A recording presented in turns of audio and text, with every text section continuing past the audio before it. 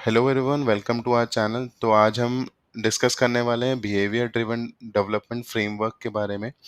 और उसके लिए हम कुकुम्बर को इस्तेमाल करेंगे, अपने प्रोजेक्ट में ऐड करेंगे और एक बढ़िया सा बीडीडी फ्रेमवर्क डिज़ाइन करेंगे, जो कि हम सेलेनियम के एग्जिस्टिंग प्रोजेक्ट में इंटीग्रेट करने का प्लान करेंगे।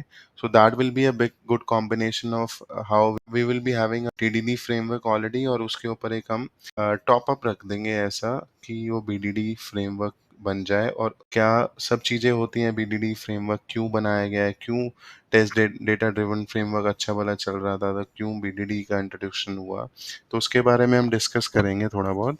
मैं आपको बीडीडी फ्रेमवर्क पढ़ाऊंगा, तो उसके अंदर मैं कुकुम्बर इस्तेमाल करूंगा, जो कि मैं इंटीग्रेट करूंगा एक सेलेनियम प्रोजेक्ट के साथ। तो that will be helpful for you to understand and put an add on to your CV. तो आप अगर थोड़ा बहुत एक्सपोजर है आपको सेलेनियम का, तो ये आपको टॉप अप हो जाएगा एक तरह से आपके सीवी में, कि आपको एक बीडीडी फ्रेमवर्क का भी नॉलेज है। सो मैं आपको इस चीज़ में हेल्प करूंगा। तो हम शुरू करते हैं कि क्या क्या बेनिफिट्स हैं। बीडीडी में कुकुम्बर को चूज़ किया है और कुकुम्बर को पहले हम सीखेंगे। उसके अलावा बहुत सारे अदर बीडीडी फ्रेमवर्क अप्रोचेस, जैसे कि आपने सुना होगा जेबीएफ, सैनिटी इज़ देयर, स्पेकफ्लो इज़ देयर, तो वो भी सब चीज़ें हैं। बट कुकुम्बर बहुत ज़्यादा इस्तेमाल होता है और काफ़ी ज़्यादा डिमांडिंग है in the market, so we will be covering this one. तो सवाल ये बनता है कि क्यों बीडीडी टीडीडी फ्रेमवर्क के ऊपर भारी पड़ रहा है। उसके बहुत सारे रीजंस भी हैं। तो अगर मैं एक सिनेरियो की बात करूं कि एक हमारा जैसे सिस्टम एनालिस्ट या फिर बिजनेस एनालिस्ट होता है, जो कि रिक्वायरमेंट लाता है यूजर से या क्लाइंट से, वो हमारा रिक्वायरमेंट एक फॉर्म ऑफ स्टोरीज, अगर हम एजाइल में काम कर रहे हैं, वो प्रोवाइड कर देता है डेवलपर्स को, टेस्टर को। तो डेवलपर्स क्या करते हैं, वो अपनी अंडरस्टैंडिंग के हिसाब से, और फर्दर ऑब्वियसली वो सिस्टम एनालिस्ट और बिजनेस एनालिस्ट से मीटिंग्स करके अपनी अंडरस्टैंडिंग के हिसाब से चीज़ें बना देते हैं। On the top of it, testing team भी ऐसे ही करती है। कुछ टेस्ट केसेस या तो अगर मैनुअली टेस्ट कर रहे हैं तो मैनुअली बना देती है, नहीं तो वो एक टेस्ट स्क्रिप्ट, अगर वो टीडीडी फ्रेमवर्क को इस्तेमाल कर रहे हैं तो टेस्ट स्क्रिप्ट बना देते हैं। तो उससे क्या होता है कि the person who has given the requirements, ठीक है, जिस बंदे ने रिक्वायरमेंट्स दी है, he doesn't know anything about the coding stuff, ठीक है, उसको वो समझ नहीं होती इतनी ज़्यादा। थोड़ा बहुत हो सकता है बिजनेस एनालिस्ट को हो, बट अगर हम क्लाइंट की या स्टेक होल्डर्स की, जो इस लेवल के लोग होते हैं जो बेसिकली रिक्वायरमेंट को ही समझते हैं, तो इन लोगों को कुछ कोडिंग का इस्तेमाल नहीं आता और कोडिंग की समझ नहीं होती। तो अगर चीज़ें इनको अगर समझनी है मान लो, और उनका इन्वॉल्वमेंट है हमारी टीम में, और वो चाहते हैं कि हमारी चीज़ें किस डायरेक्शन में जा रही हैं, तो अगर उनको वो चीज़ समझनी है तो बीडीडी बहुत ज़्यादा उनको हेल्पफुल होती है।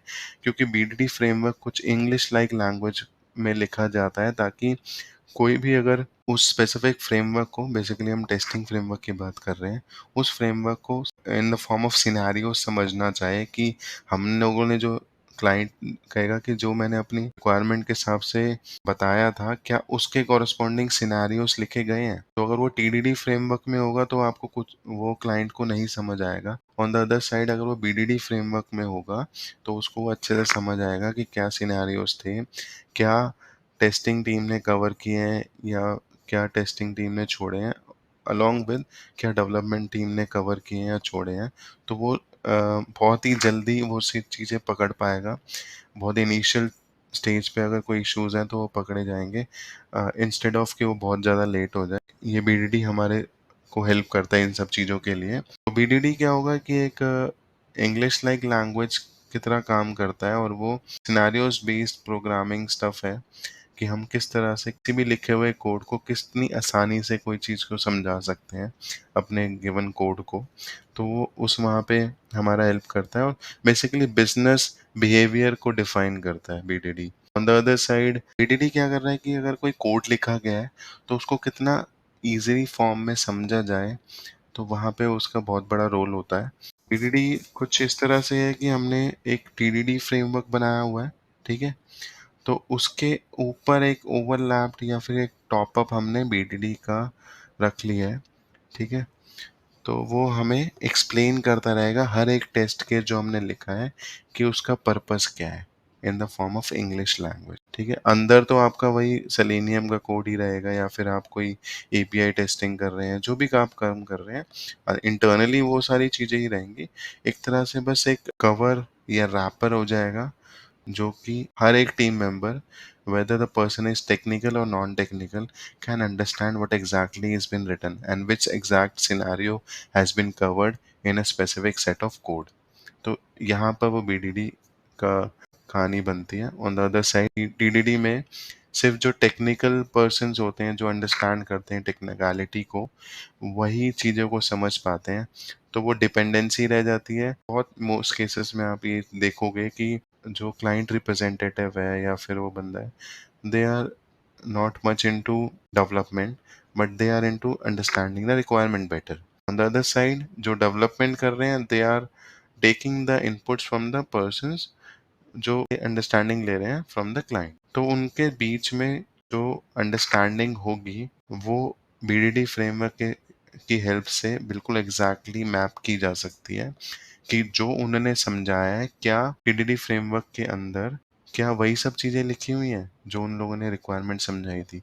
ऐसा तो नहीं है कि उन्होंने कुछ लिख दिया और आपने कुछ बताया था। तो ये सब जो डिफरेंसेस हैं, वो बहुत अच्छे लेवल पे बीडीडी फ्रेमवर्क परसेंटेज उसकी कम करता है कि चीज़ें बहुत समझ आएँ। तो हम लोग अगर बात करें तो लैंग्वेजेस की, तो obviously we will be using, अगर हम सेलेनियम इस्तेमाल करने जा रहे हैं तो सेलेनियम के साथ जावा, सी शार्प, रूबी, पाइथन, जो भी हम लैंग्वेज यूज़ करेंगे, कोई इसकी लिमिटेशंस नहीं है, ठीक है।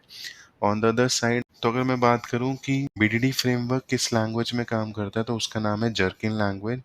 That contains multiple items like scenario क्या है, और हमारे पास गिवन क्या है, हमारे पास प्रोवाइडेड क्या है, तो और व्हेन इज यूज्ड कि हम क्या कंडीशन लगा रहे हैं, और देन इज यूज्ड कि उस कंडीशन के बाद क्या आइटम हमें आउटपुट मिलेगा, ठीक है। तो by doing this we will be putting this as a top up to the existing code we have. तो उससे क्या होगा कि वो तो कोड होगा ना, वो समझा जाएगा कि अच्छा ये सिनेरियो के कॉरेस्पॉन्डिंग ये कोड है, okay fine. So somewhere we can put all these stuff just over the coding items just to make things understand कि क्या चीज़ें बनी हैं, ठीक है। कहीं हमारा मिसमैच तो नहीं है, मैपिंग एग्जैक्टली वही है जो हमने बताया है, क्या वही चीज़ें टेस्ट हो रही हैं। तो हम लोग क्या करेंगे, सिनेरियो है जैसे एग्जांपल दिया हुआ है, डॉक्टर बिल है, वो उसने कुछ अपने ब्लॉग पे पोस्ट करना है। प्रोवाइडेड क्या है कि लॉगिन आईडी पासवर्ड प्रोवाइडेड होगा। तो डॉक्टर बिल सबसे पहले लॉगिन करेगा, फिर अपना ट्राई करेगा कि पोस्ट कर ले।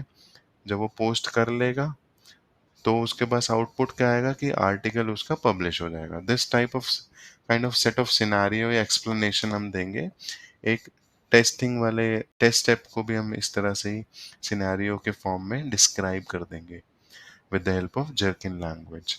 तो अगर बीडीडी की बात करूं तो जैसे मैंने पहले भी बताया था, it will focus on the behaviour.